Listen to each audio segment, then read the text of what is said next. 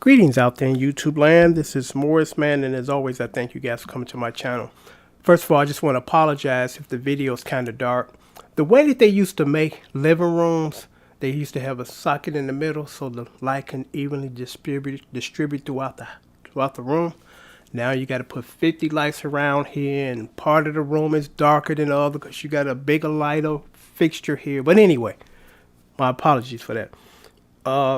From time to time, I will post videos because I'll read comments that I've been left, because I think these comments would be helpful to the masses when I, do these types of videos, as opposed to just responding to one person.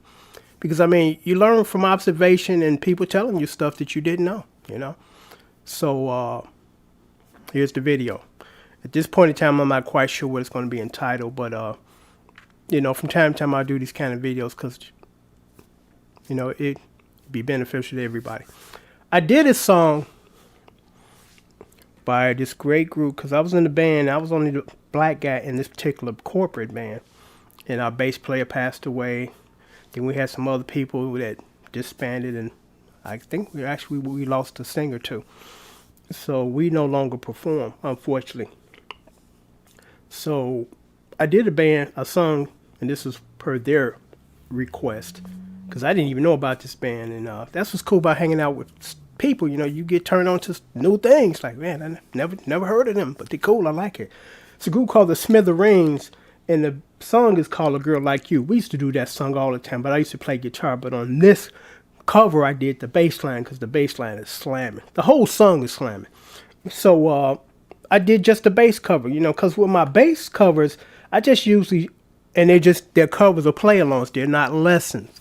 I never put lessons up there unless I'm putting the notes across the screen. So I try to, make that known or obvious. When you don't see notes, it's not a lesson. It's just me playing, So I got a comment from a guy, and I'm going to read it verbatim. Then I'm going to read what my response was verbatim.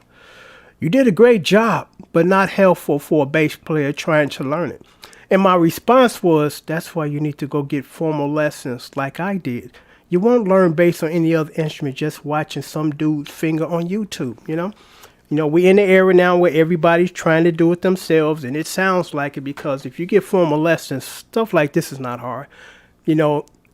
Every person is different as far as what's difficult for them and what's easy, but for the most part, when you learn the bass and you hear, when your ear kicks in and you can hear the notes individual, most of these songs are not doing something like jazz, where jazz is doing a whole lot of stuff at once. You say, whoa, wait a minute, slow down. I didn't get that. And they're basically running scales in jazz songs, That's why it's important for them to know theory, because they need to know what key they're in so they can run their skills in that key.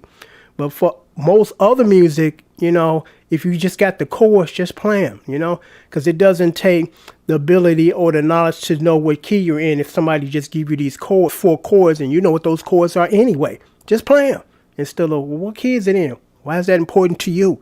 Just play those 4 chords and that's it. That's all you got to do. Your job is done. Unless you're teaching or trying to teach someone else theory, that's when maybe it's necessary, but it's not necessary when you're just giving the chords. Because like I said before, I got over 4,000 videos divided up through both my channels, and I've never, ever, ever, ever had to use theory to play those 4,000 songs. But what I've had to use every single song, all 4,000, is to know structure of song. Most people don't even know what I'm talking about now. What structure of song? See? And in my videos, in my DVDs, I explain that, because I learned that a long time ago. I'm like, why wasn't I never taught this? Because teaching me this will open up the doors and allow me to play thousands and thousands and thousands and thousands of songs, which I have done. I didn't realize I could do that until one day I just got on YouTube and said, I'm going to post 50 songs that I know off the top of my head because I've been playing them forever in my band to help other people out as far as just sharing the chords, because that's what we do in our music community. We help each other. Hey, you got the chords of that? Yeah, here you go. You got the chord? Yeah. Check out this inversion on this particular chord. It's easier for you to play, and it fits into the song that you're playing instead of the voicing that you're playing for this song, things like that. We try to help each other out. But then as I got past 50, I'm like, I think I know 50 more. I think I know 50 more. And it hasn't stopped. And that's been 6 years, So I can't stress more, go get formal lessons. That's how I learn. That's how I'm able to do what I do. I'm not able to do what I do just strictly by ear. Once I kind of got formal lessons and my ear got trained, yeah, there's some songs I don't need to sheet music for because I can hear and I know what I need to do because the way that I dissect and set and do sections of my song. Okay, let me work on the intro. What chords are they using? Okay, these 3 chords. I match it up with the bass note because I go into all that detail as far as my DVD lessons where how I figured out a system that it works and it makes sense, and it's like, I don't need to know all this stuff right now unless I'm sitting in front of a chalkboard giving a 2-hour presentation. That's the time I'm going to need all this stuff to share with other people. But on stage, I just need the chords.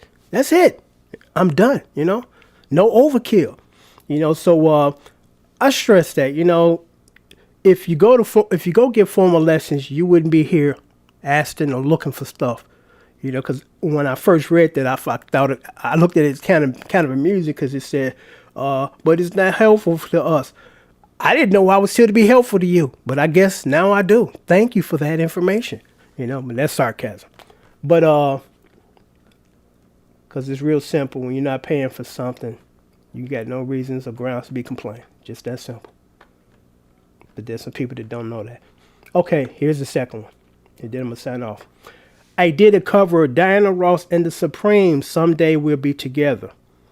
And it's a lesson. And when I say that, it's a chord lesson. And I put that phrase, chord lesson, because that's all I'm doing is giving you the chords. I'm not teaching you how to play it because if I got to teach you how to play it, what I'm actually doing now is teaching you how to play your guitar. I'm not here for that. I do have DVDs again if you want to learn. But my videos are geared towards musicians that already know how to play. They just don't have the chords. Some songs never had printed sheet music, so I figure them out for other people and myself. But again, there's some people that don't know the distinction between I'm just giving you the chords, which is all that I'm doing here, or I'm supposed to teach you the chords that are in the songs.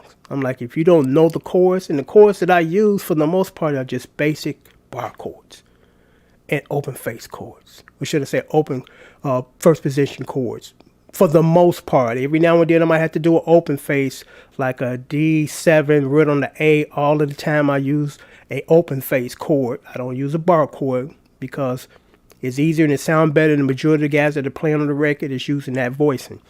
So I did the Diana Ross song. It's a Motown soul song. And I had somebody leave me this comment. Wouldn't it be easier to put a capo on the first fret? Now, first of all, I told you guys, I have no use for a capo. I'm a black dude. I play mainly black culture music, stuff I grew up on. But, as you know, I play a lot of different stuff, too.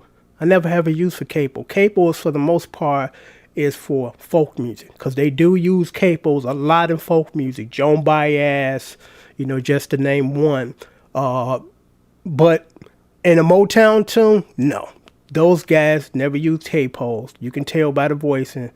And then the thing is to make it easier. I'm not trying to make it easy. I'm trying to make it accurate. Now, if making it accurate means I have to use a capo, I would probably use one. But again, for the most part, songs that I have done that might be done on a capo, I just play it in standard tune and then I find it, the chords, because again, like I told you guys who don't know this and some don't, when you play your chords in close proximity of each other, they sound kind of the same in the same range.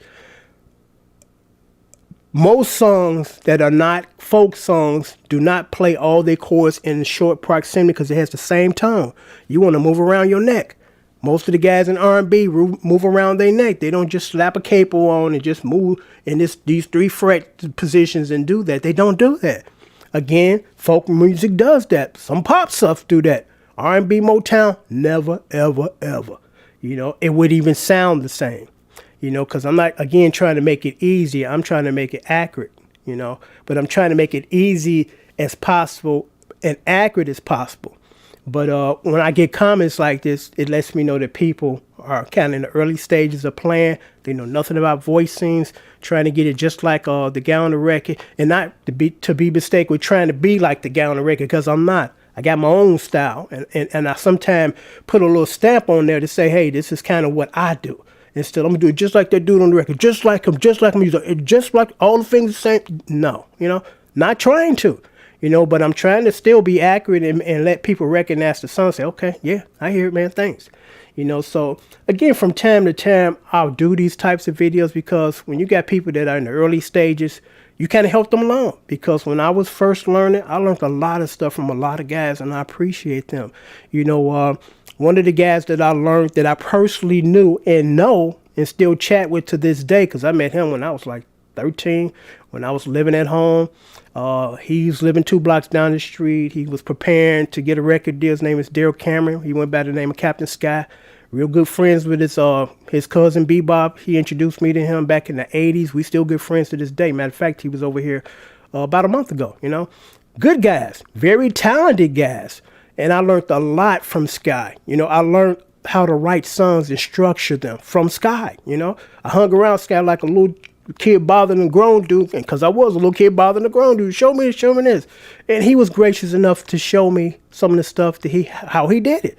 And I incorporated that into my little musical world. And that's what you do. You go out there and you interact with people and you share ideas and you learn from them. They learn from you, and that's how you build, because I remember the very first time I got turned on to the Ensoniq EPS. Still got one back there in that back room, and I still use it. That's when I was introduced to Sky's cousin Bebop. He had one, and it was the first multi-sequencer that I had ever seen and heard. And I remember I went down to his basement, hit the keyboard on his stand, and he hit one button. It sounded like an orchestra went off, all this music, and I was like, whoa, I was blown away because I never heard that before. I'm like, man, you could do all this in one board? Like, yeah. I'm like, the string sounds, yeah. The bass sounds, it sounded like a bass player actually playing, because they would actually sample bass sounds, not synthesize, even though synthesizer was in there too. Guitar stuff, and he said, yeah, you could do all. I'm like, whoa. Next week I went out and bought me one. I just went to town.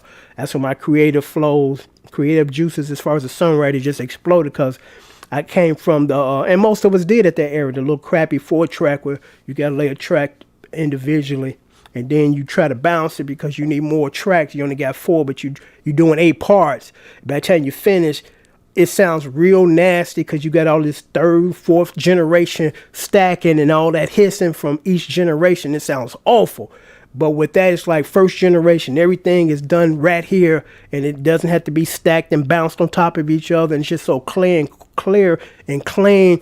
And then within the keyboard, you can pan your stuff. I'm like, okay, I want my guitar over here, the picking line, and I want it further to the left. I want to take the volume down a little bit because I don't want it to be overpowering the rest of the mix. The bass is straight up, the drums are straight up, the piano is straight up, stereo. Loved it, But I'm going to sign off now. Like I said, from time to time, I'll post these kind of videos to help people along that really don't know, because that's how most of us learn. Somebody else teaches us.